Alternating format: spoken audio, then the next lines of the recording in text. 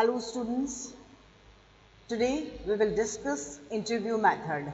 Okay, our today's topic is interview method. आज के lecture में हम साक्षात्कार विधि क्या होती है, इंटरव्यू मेथड क्या होता है उसको डिस्कस करेंगे.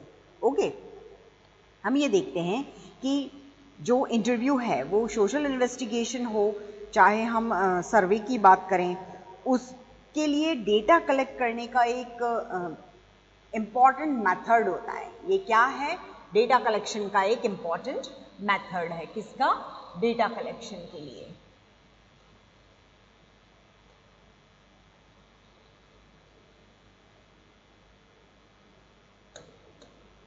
डेटा कलेक्शन का ये एक इम्पॉर्टेंट मेथड है.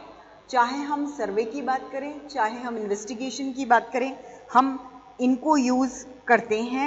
उसमें एप्रोप्रिएट डेटा कलेक्शन के लिए हम क्या करते हैं, इंटरव्यू मेथड जो होता है उसको यूज़ करते हैं. हम सोशल इन्वेस्टिगेशन में भी इसको यूज़ करते हैं और सर्वे में भी.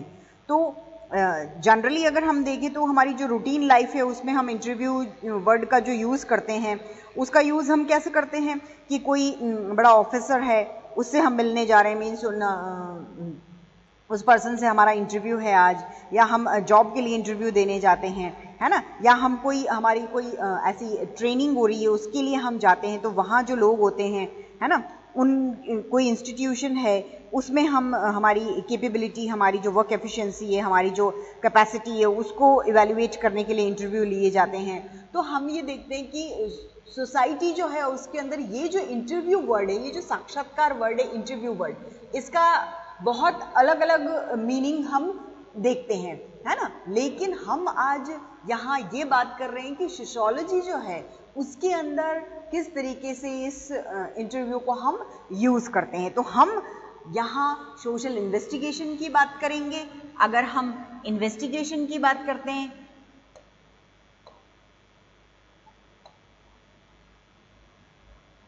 और हम, है ना, अगर हम इन्वेस्टिगेशन की बात कर रहे हैं या हम सर्वे की जो बात कर रहे हैं, तो इसके अंदर हम यहाँ पे किस तरीके से इनको यूज़ करेंगे.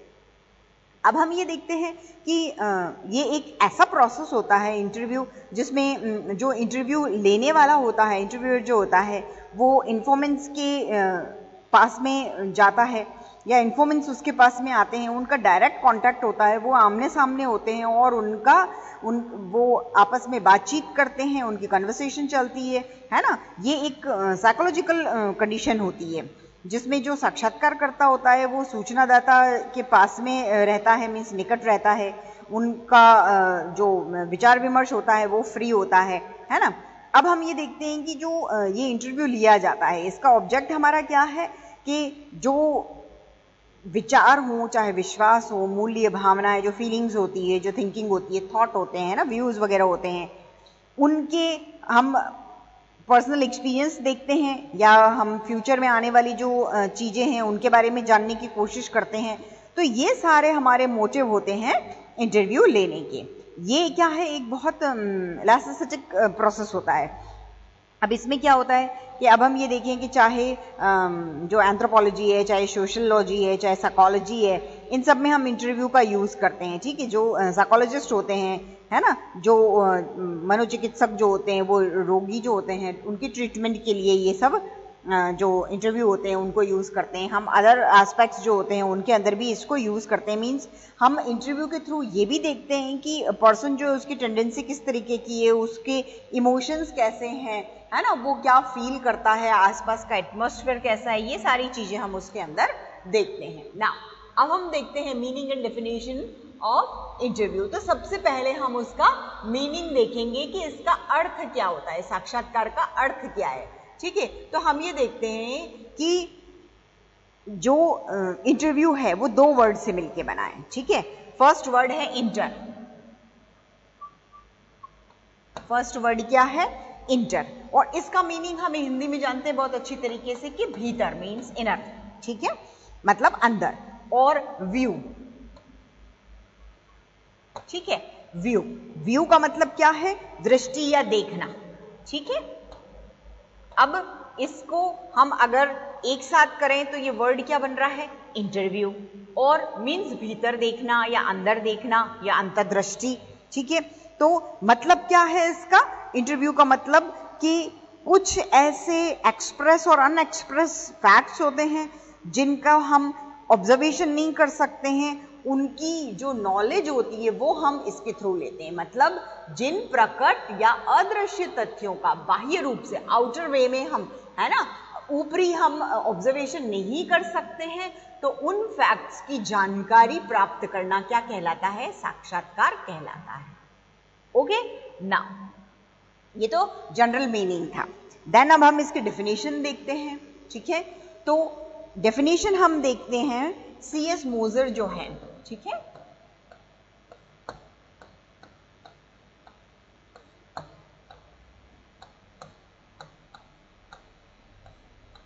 C.S. मोजर हैं, उन्होंने ये कहा है कि एक सर्वेक्षण साक्षात्कार क्या होता है, एक सर्वेक्षण साक्षात्कार क्या होता है, साक्षात्कारकर्ता जो इंटरव्यू लेता है तथा जो उत्तरदाता, जो इन्फॉर्मेंट्स हैं, उनके बीच एक वार्तालाप है। क्या है, इट्स अ कम्युनिकेशन, जिसका उद्देश्य, उसका ऑब्जेक्ट क्या है, ऑब्जेक्टिव क्या है कि उत्तरदाता से, इन्फॉर्मेंट्स से पर्टिकुलर इंफॉर्मेशन, निश्चित सूचना प्राप्त करना।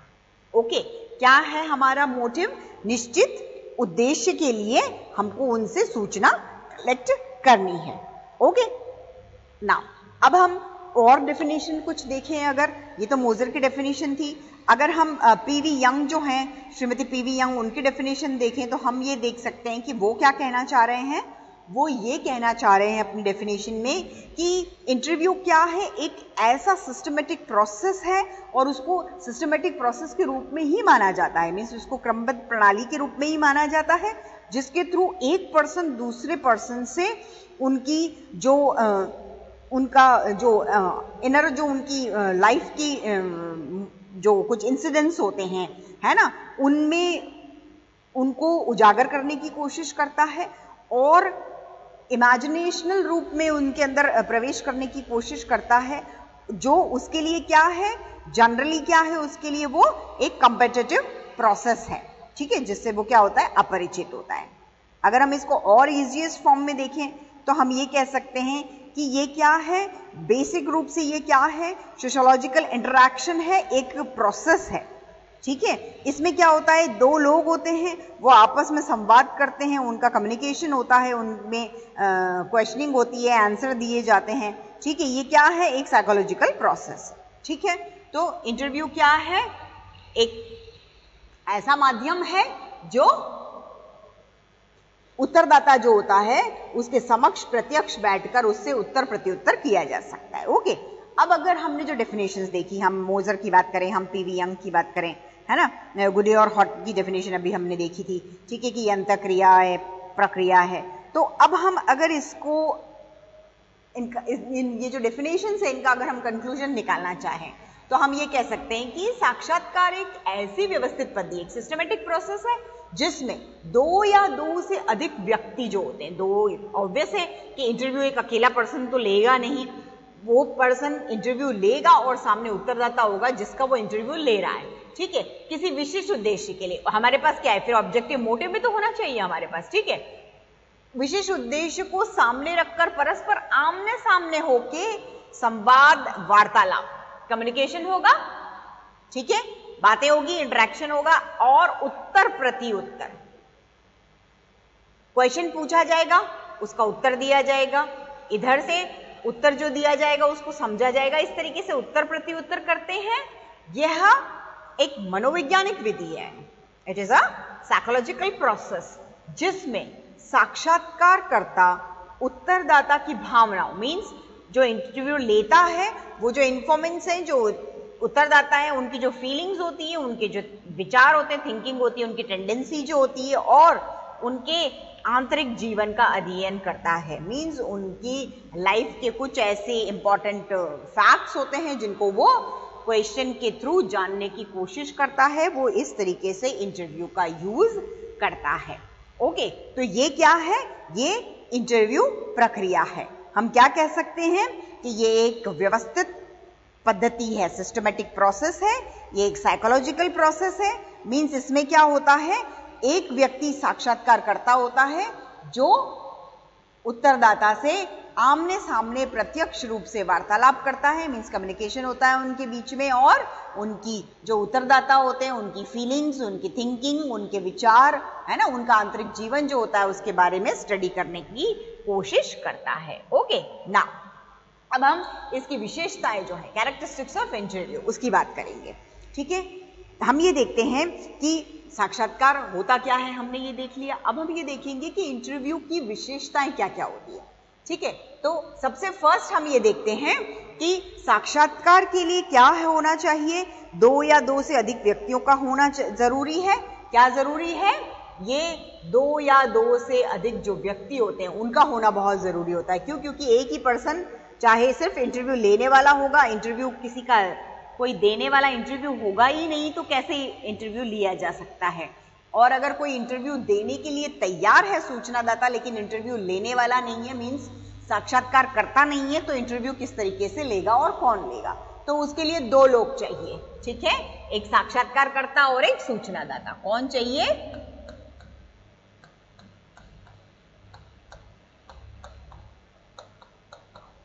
एक चाहिए साक्षात्कारकर्ता और एक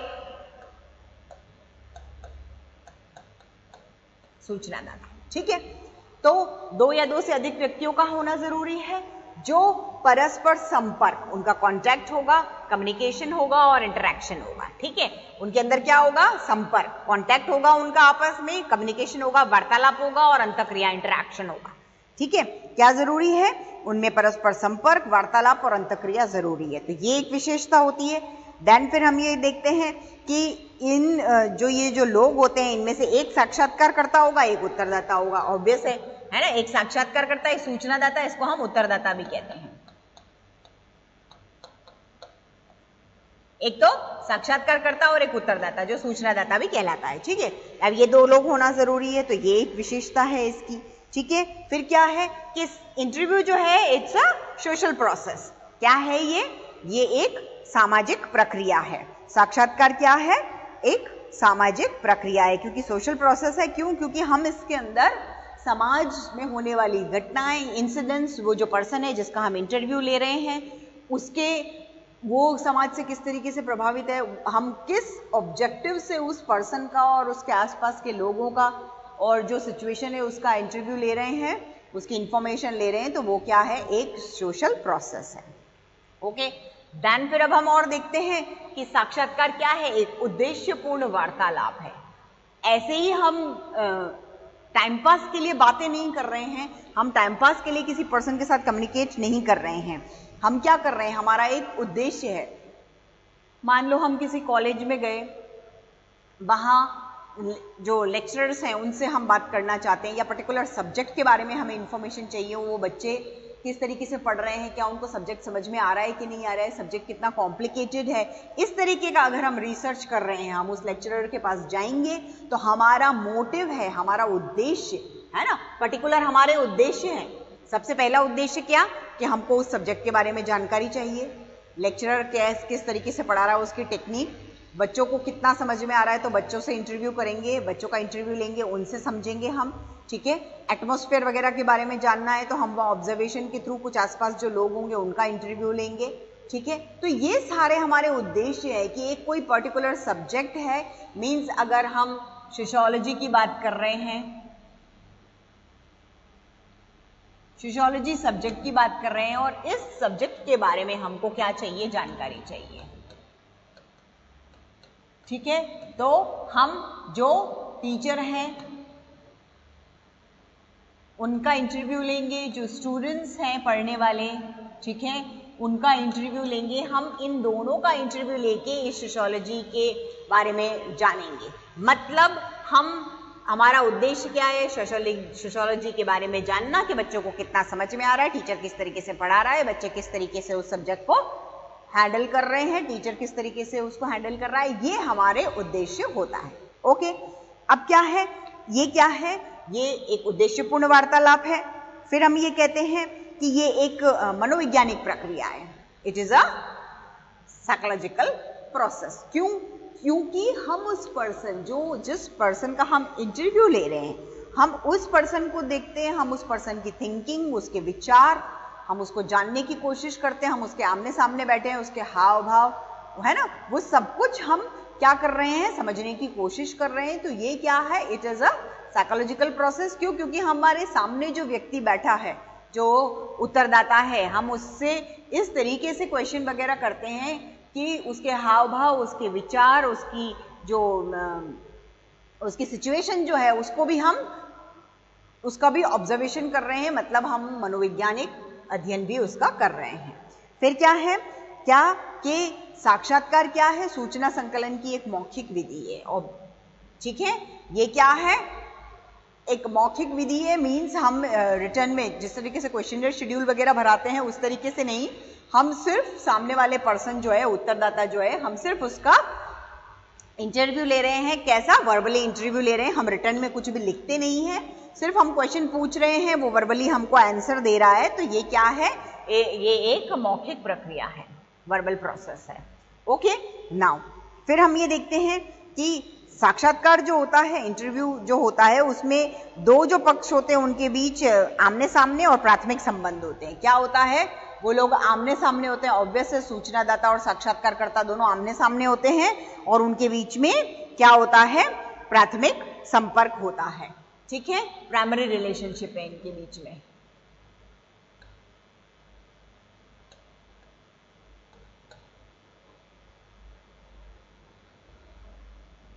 क्या है इनके बीच में, प्राइमरी रिलेशनशिप है। ठीक है, अब प्राथमिक संबंध है।